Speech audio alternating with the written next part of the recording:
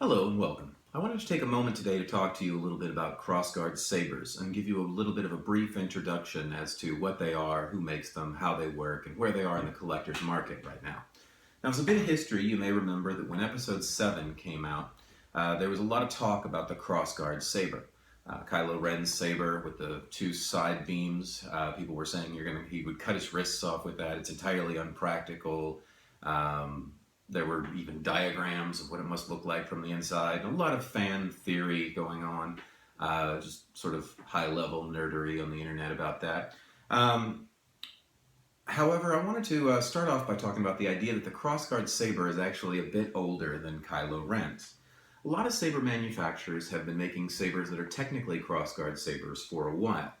Now, here's one of the earlier ones that I can recall. This was the Sword of Omens, or the Omen from Ultrasabers. And technically, it's a crossguard saber because it has a crossguard. My son likes to hold this up and do the sight beyond sight with it. But not what most people think of, but it's been around for a while. Alternately, you have things like the Kyber Light here. This model right here with this accessory that they call the Red Dwarf. This makes it look a lot like a beam saber, or I've seen variations on Mega Man sabers or anime sabers, but technically, again, it has a crossguard.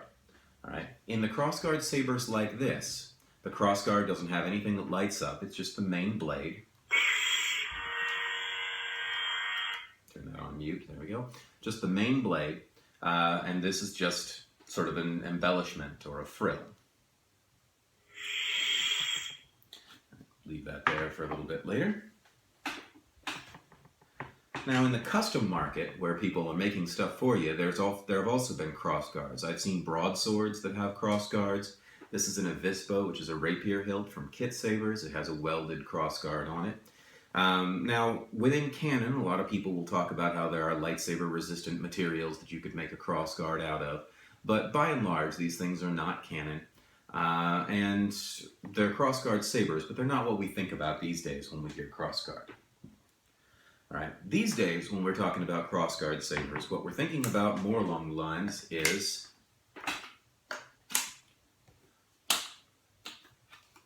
a three-bladed saber, like you saw. I'm going to wobble up there because I've not attached it, like you saw in episode 7. There has been an awakening. Have you felt it? More of that kind of thing. All right, I'll put that down and talk about that a little bit later. But if this is the type of crossguard that we're looking at, the three-beam crossguard, that's what I wanted to focus on here today. So first off, let me talk about the different options that you have for color change. By and large, most crossguards are red. There's a lot of single-color string blades out there that just make them in red. The major manufacturers, you can get them in whatever color you like. This one over here is a silver. These two are both red. But if you're looking for color changing, then you're going to have to be a little bit pickier. Ultrasabers, which is what these hilts, or who makes these hilts, Ultrasabers doesn't offer full color changing on their crossguard sabers. Okay, when you order from Ultrasabers, you can get their color changing board, but it's only going to change the color on the main blade. The side blades are whatever they are set to. Alternately, on Ultrasabers, you can elect to have the side blades unlit, but we're going to assume that you've had them lit. Okay, the reason for this is the way that they do this is to make a standard crossguard right now. Most of the sabersmiths are using 3 separate LEDs. Okay, I've got an LED module here, one over here, and one actually down in here. Alright, so we've got 3 separate LEDs.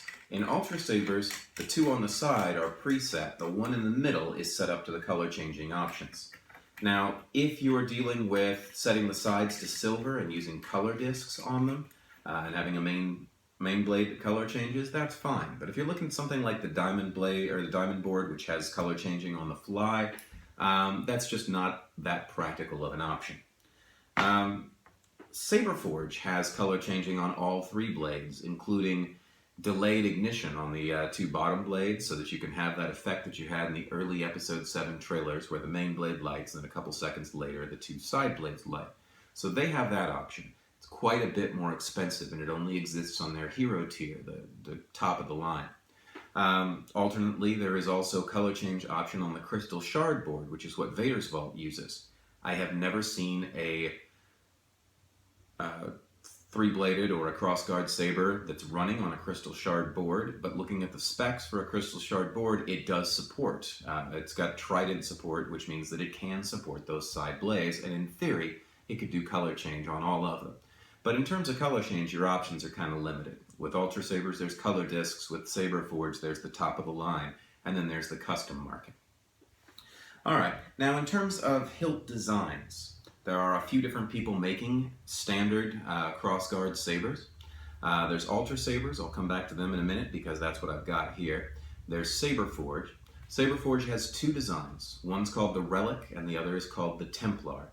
The Templar looks kind of like Kylo Ren's hilt. It's got those sort of angled, straight emitters. The Relic looks kind of like this, which is a Ultrasaber's Renegade. The models are very similar, but it's very pointy with all kinds of little embellishments. A little bit smaller though. So two models from Saberforge. There is a Makashi model, which is a string blade. It's very bright. They're rather hard to get. You kind of have to special order them off of their very difficult to understand website. But there's a string blade Makashi version. There's the Hasbro Black Series blade that you can pick up in a lot of the stores. That's another string blade version. There's a replica hilt out there. Corbath, I believe, is what it is, and it looks a lot like the one from the movie. But if you're talking about the inspired hilts that aren't just like the one from the movie, there's the Saberforge ones I mentioned, the Makashi ones I mentioned, and then there's Ultrasabers. Now, Ultrasabers has 3 Crossguard models, and I'll talk about why I'm spending more time there in a minute, but one of them is the Renegade. Now, this thing is massive. Each one of these things has 4 set screws on it to hold the blades in place, 3 LEDs in here, some side blades. This is a huge, huge hilt. And again, the Saberforge Relic is very similar, but this is the Ultrasabers Renegade. They have the Ultrasabers Flamberge, which I do not have one of exactly. This is a Flamberge top and a Flamberge bottom, but the standard hilt section is a little bit longer and a little bit wider than this one. This is a custom. And then they have the Flamberge V2, which is pretty much the same base of the hilt as their Omen, except with a Flamberge emitter up at the top. Alright, now the Flamberge V2 you can see is pretty big, not as big as the Renegade, but still pretty large. The Flamberge is a little bit more low profile. As a hilt, the Ultrasabers version, the reason that I like it is the most straightforward of them, for my money. I don't like string blades, so I don't go with the Makashis or the Black Series. I'm not really a particular stickler on screen accuracy, and I don't really like the way that the Kylo Ren hilt, the screen accurate feels in your hand, so I'm not a real big fan of those. In terms of usability, the Flamberge is probably the most usable of them, which is why I like it. It's straightforward, no frills. The only problems with it, this top emitter right here, the way that they usually sell it, is down into the crossguard, which makes the set screws a little bit difficult to get to. My custom one here, I've got a little bit of an extension to pop that up a bit so I don't have that problem with the set screws. It's a little bit long, but the thing about them is that the Ultrasabers are MHS compatible, which means that you can swap around parts with Custom Saber Shop, which is what this thing is. This is a custom model using a lot of Ultrasabers parts, but a shortened hilt section and a little bit of an extension up here. So makes for a pretty versatile blade. This little bulge right here in the middle has some screws in it. This is actually a swivel. It's part of how they assemble the sabers. They don't get their wires all twisted up, but if you loosen those, you can actually set the angle of it relative to the ignition button. So several models out there. This is the one that I prefer. Let me talk to you a little bit about another option with the Crossguard sabers. Let's talk about the side spikes. Now, if you've got 3 separate LEDs, which pretty much all of these do, the side spikes is another issue. What do you do with the side bits? Okay, your main blade is pretty straightforward. All right, for the side bits, you can do the same, or there are options to be able to do pretty much anything you can do with a main blade. These right here are dual diffused clears. They were sanded on the outside. These are actually a 3/4 inch that has an adapter, so these are a little bit thinner than a standard, but the standard exists as well. These things, you can get them anywhere between 4 and 8 inches long. I don't have any 8-inch long ones here, but these are custom. These are direct from Ultrasabers. This is sort of a frosted version right here. Has been an awakening. Have you felt it? So there you get the sort of frosted side blades.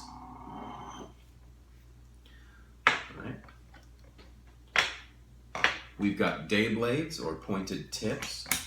These I actually made from just taking a day blade and cutting a couple pieces off of it and getting some tips from a custom saber shop. But Vader's Vault sells these pre-made. They look pretty much exactly the same, but colored tube, diffused on the inside, pointy ends. This is actually, I think, a pretty decent version, pretty decent way to go.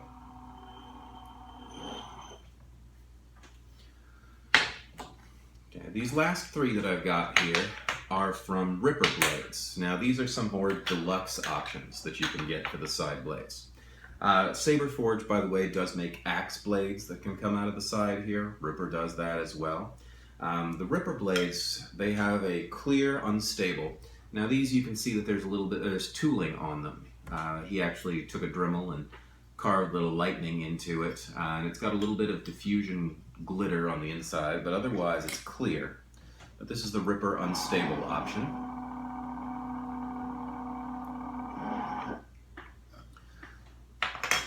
And all of these are dual worthy. I've actually spun this thing around quite a bit and dropped it several times, sometimes directly on those side blades, no problem. These 2 options over here are more display. You have to be a little bit carefuler with them. These are their acrylic spike versions. There's a spiral to this and a lot of texturing. Let me just show you what that looks like. There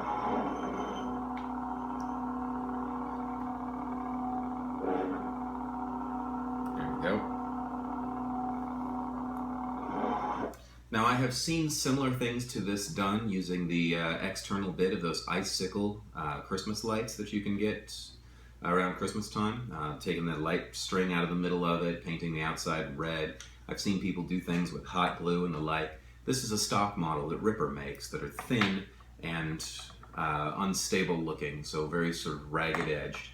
And then lastly, there's the full acrylic model. Now this is something very similar to that Saber Forge model I just talked about. These are from Ripper blades. Okay. So lightning on the inside, but pretty much any shape that we like. Alright, so those are some options that you've got for the side blades.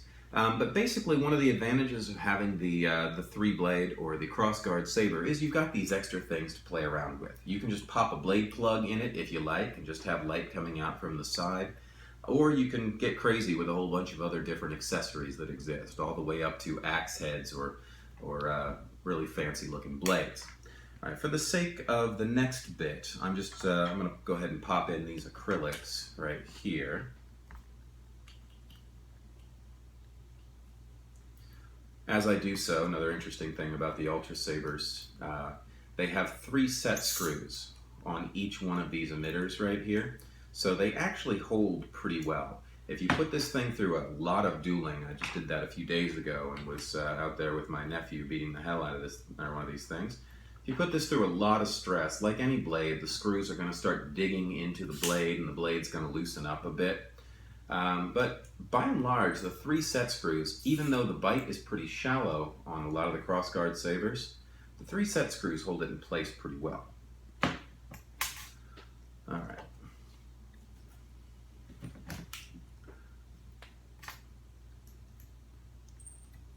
So lastly, I wanted to cover use of Crossguard sabers. I've got a video out there that talks about what you can and can't get away with Crossguard sabers. Basically, though, you can do pretty much anything with a crossguard saber that you can with a standard saber.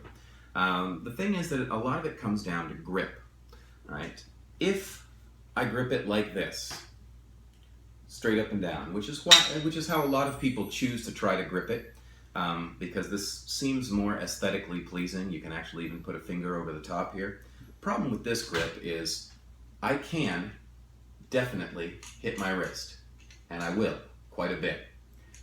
Okay, so this grip, while it looks aesthetically pleasing, I can definitely hit my wrist. If I wrap a finger over the top here, it's harder, but it also limits my motion. Okay, it's harder for me to hit my wrist because in order to turn it like this, I have to turn my wrist a whole lot more. So this is one way to do it. Okay, wrap a finger over the top if you must hold the blade like this. The way that I prefer, though, especially if you're going to do some major work with it, is if you hold the blade straight on, like this. Okay, so my arm is coming straight out from it, and it's pretty much parallel to my shoulders. Okay, if I hold it like this, it is nearly impossible for me to hit my wrist, even with a standard grip. Okay, you notice? Okay. That's because my wrist bends mostly this way, and there's no side blades right here. So as long as I'm diligent to hold it like this and catch it like this while spinning with my arm between the two side blades, there's actually not a whole lot of danger with these things, not nearly as much as people give it credit for. I'll do a whole routine and I'll never hit myself with these side blades. Okay, the other problem is if you're doing stuff behind your back, you have to be a little bit conscious that when you pass it, the side blades have to be going to either side of you or else you're going to catch them. If you're passing between hands, you have to dodge the side blades a little bit. But for one-hand use, grip it right, and you're not going to have any problem with a crossguard. All right, so I've talked about why I prefer the flamberge. Let me talk about the Renegade real quick. For dual hand, this would actually be a pretty decent saber. It's kind of massive for single hand. It also has some sharp edges. That's one of the other problems that I have with the Saber Forge hilts as well. They have some sharp edges and a lot of detail, which means there's a lot of stuff to get your hands hung up on. Same reason I don't use this. I don't prefer theirs. The flamberge, a lot of curves, not a lot of edges, pretty no nonsense, and you can do some interesting things with it. Because really, when it comes to the crossguard saber, it's all about the blades and less about the handle most of the time, anyways. So that's a brief introduction to them. I've got some other videos on what you can and can't do with them. I'm going to work crossguards into my tutorial set, but I thought I'd just take a moment and give you a brief look at what some of the accessories are and what kind of options you have for them. If this has been of use to you, then please join me back for other videos or subscribe. I promise this won't be the last time we talk about crossguard sabers.